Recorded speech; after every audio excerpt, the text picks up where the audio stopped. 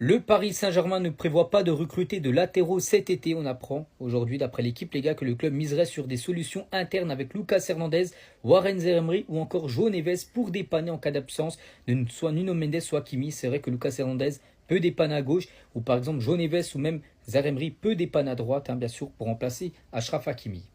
On va parler cette fois-ci de deux choix. Vous me mettrez en commentaire lequel vous préférez, si vous voulez. Donc le choix numéro 1, le choix numéro 2.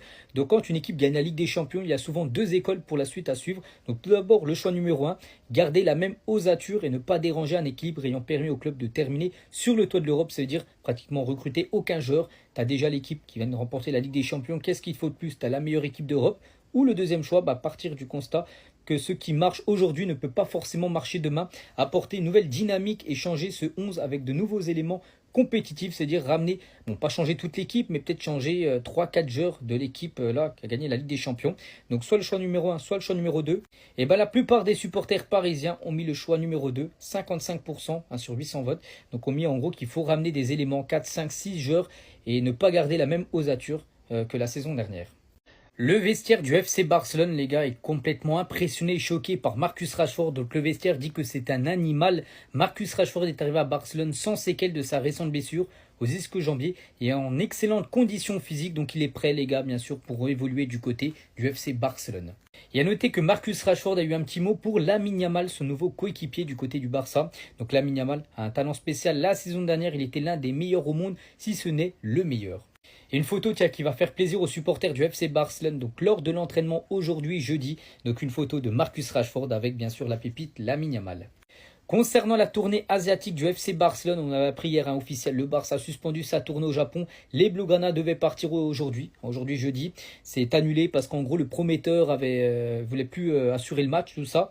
Donc ça a changé, les gars, le Barça devrait finalement se rendre au Japon. Rakuten a fait un pas en avant en assumant le coût économique. Donc de base, le Barça doit récupérer 15 millions d'euros pour cette tournée asiatique. Ils ont déjà reçu 10, il en manque 5. Donc c'est Rakuten qui devrait payer cette somme et le Barça du coup devrait aller au Japon.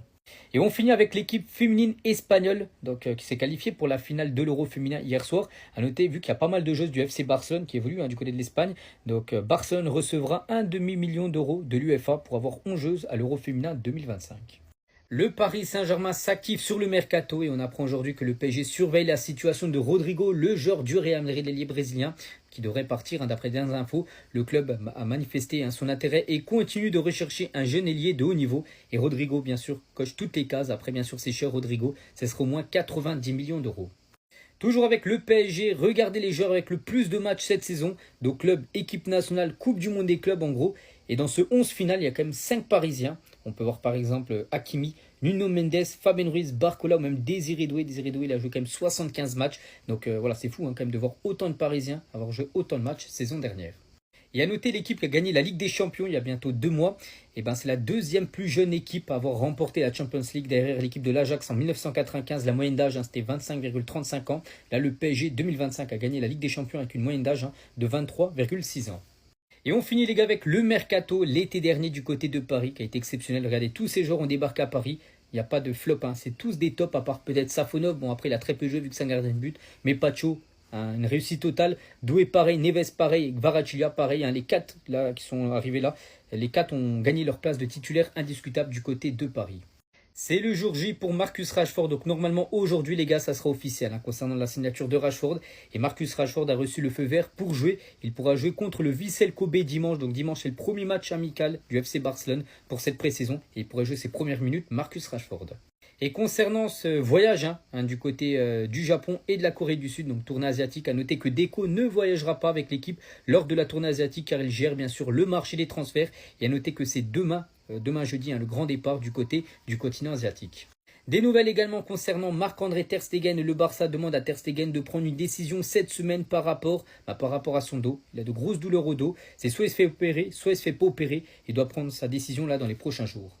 On va parler cette fois-ci du futur maillot extérieur qui n'a toujours pas été dévoilé. Le maillot domicile, on l'a déjà vu pas mal de fois.